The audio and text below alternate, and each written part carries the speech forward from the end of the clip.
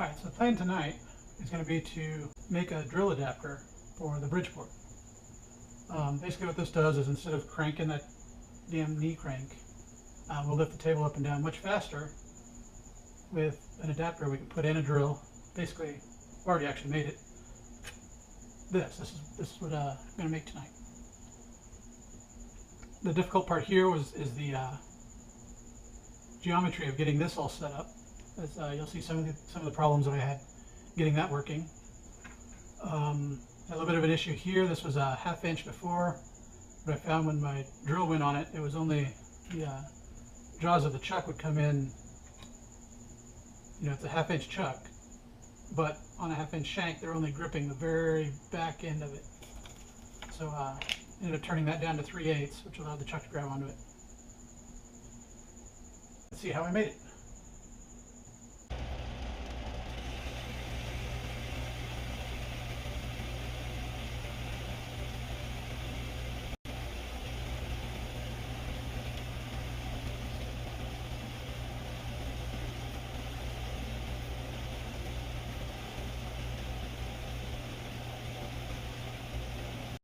We're going to go ahead and take this slug that I cut, face it off, and trim it down to the large size.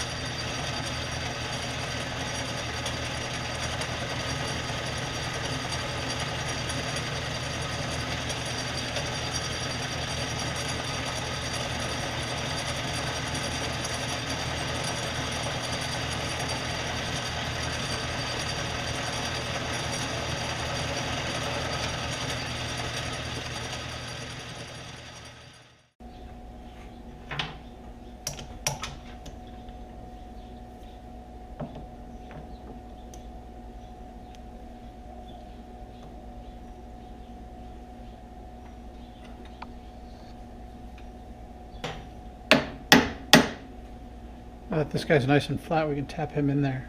Be reasonably assured that this is going to be nice and flat.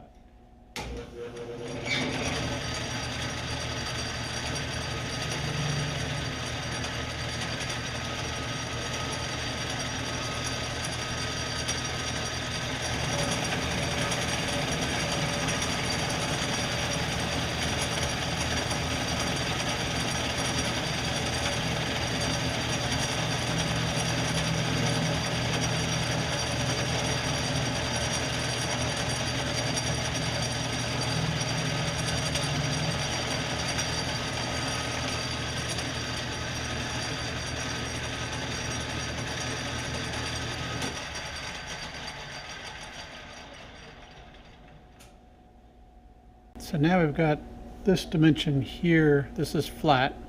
We're going to go ahead and cut this to the 1.625 as far back as it can go. So the part's actually going to be a little longer than this, but we'll be able to flip it and cut the other end once everything else is already machined.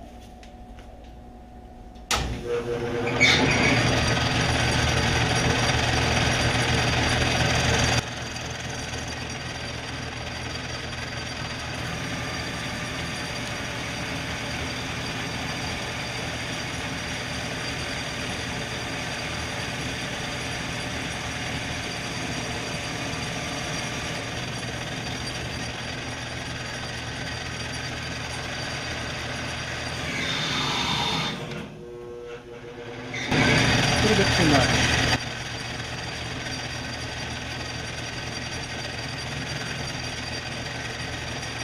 About a 15 thou. That was a 30 thou shot. A little too much for this lathe. Something this big and going this fast.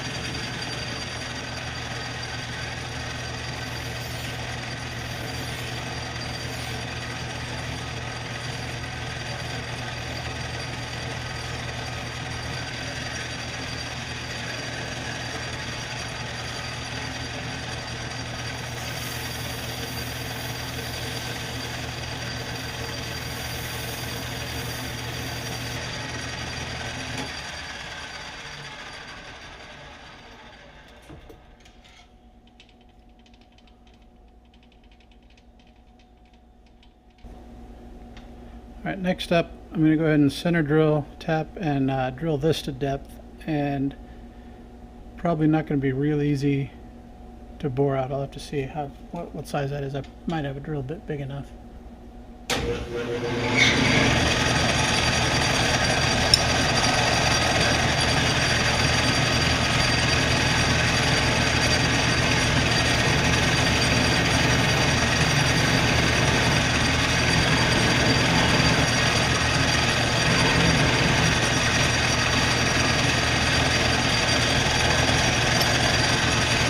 I got this drill, it'll do.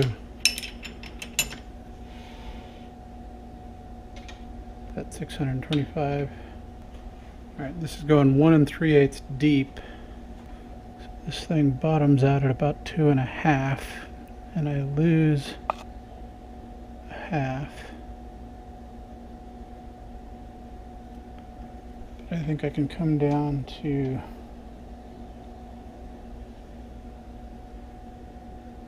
7/8, which is about right there, and then go into the 2 1/4 mark, and that'll put me right at the depth I need to be.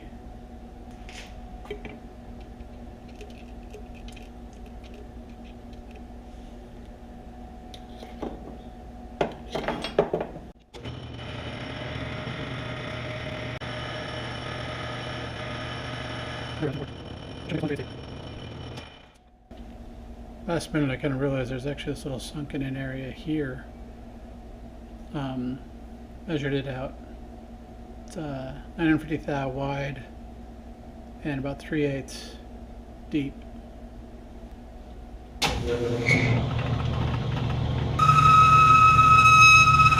Really should use a shorter boring bar here.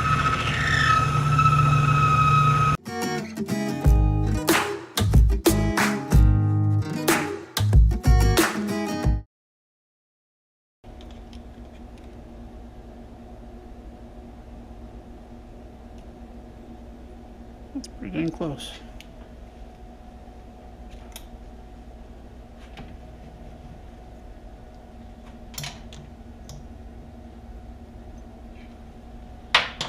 Alright, so that's what we've cut so far. The hole should be bored to our depth, and then this little countersink here. The teeth will be cut out of what's left of this material here. That'll be done over on the mill. Our end goal is going to be to make that part there. So I've gone ahead, I've got the table centered, I've got the chuck centered on the table. Now I got to get the part centered in the chuck. So it'll be very similar to centering it, in the lathe, except that I've actually got to spin. Alright, so I'm going to start with these two jaws here. So I know this side, we'll set one at 0, so I'll set this side at 0.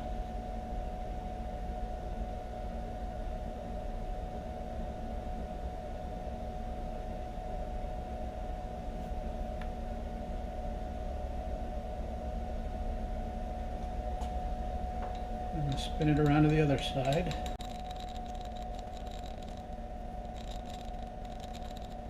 So this side was at 0, so this side's at about 45. So we're going to move it until we're at about 22.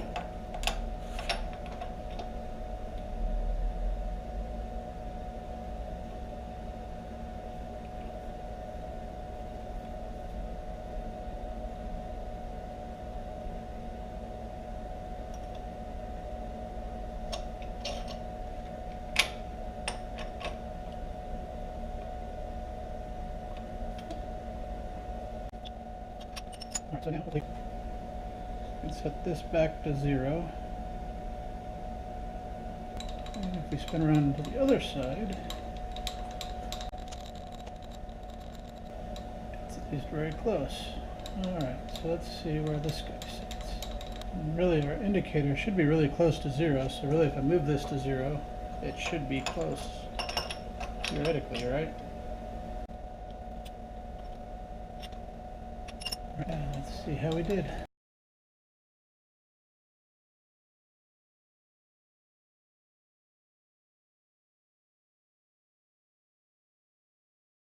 think I'm making it worse. Alright, luckily, I'll edit most of this out for you.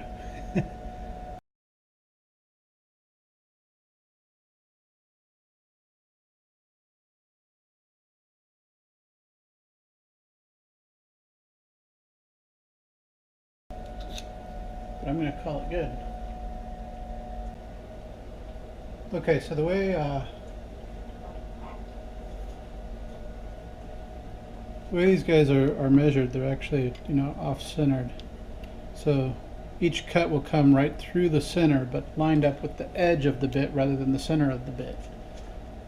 So what I got to do, measure the width of this guy here. So he's an 1/8 inch.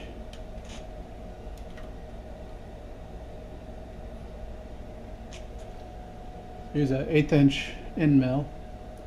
So I got to come over half the width of that inch. I'm going to do that on the y-axis, and then I'll cut on the x-axis. And I'll be going every 40 degrees for 9 total cuts. Then I'll go to the other side of center on the y-axis and do basically the same thing, 40 degrees for 9 cuts. And that should give us the profile. So first, get the table centered back up.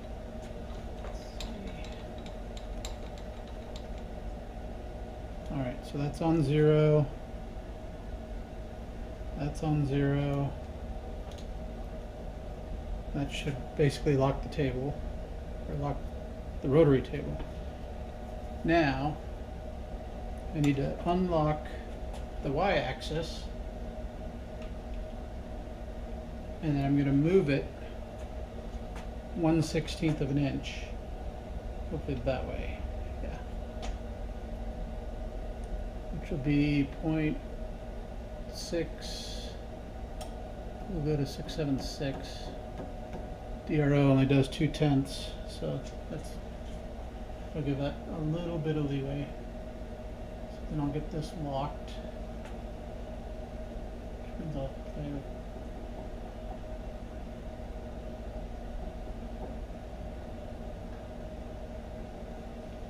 Alright, so that way is locked. Now I can unlock this axis and come down. Alright, so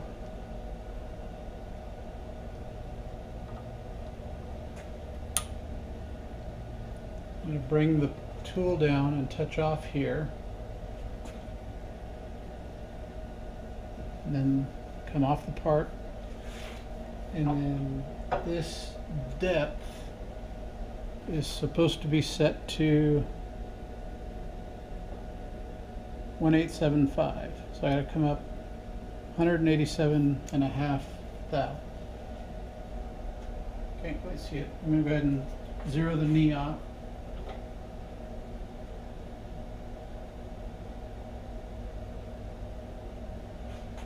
I'm going to go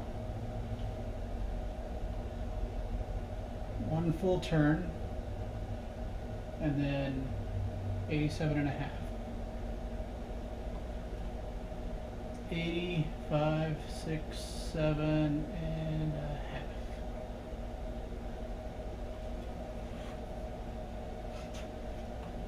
Alright, and that's way too much of a cut for this end mill. So I'm actually going to back this off. I don't know what I was thinking there, that was way too much. I'm going to back this back down. So we're going to start with the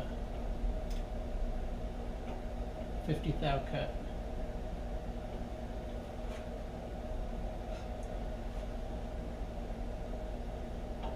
Just to make sure all the backlash is out, all the way back to 0 and then back up to 50 thou. Got 1/8 inch end mill, high-speed steel going through mild steel, 100 surface feet per minute. We're looking at 2600, 2400 RPM.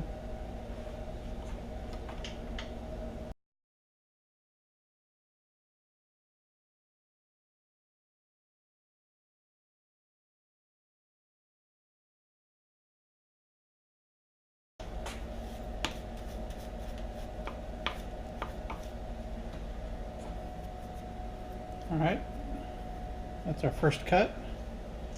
Now I gotta move 40 degrees. So we're just gonna go straight around this way to 40.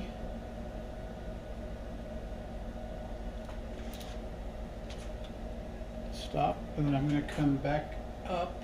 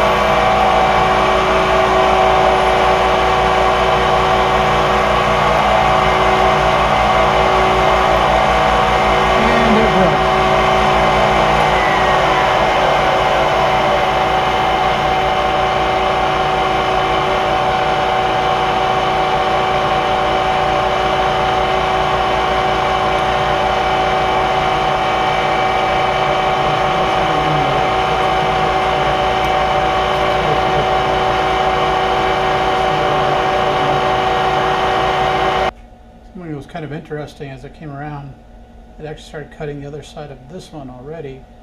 So I think I need to actually keep going around on this one before I do the other offset. So it's actually cutting sort of down the middle area.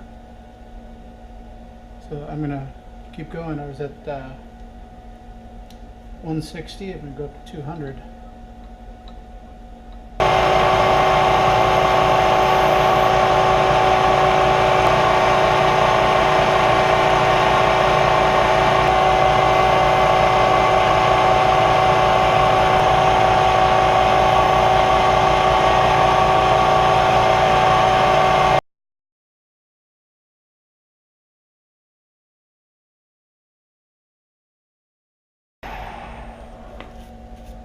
Alright, so that took me all the way around. And they're a little bit over half cut.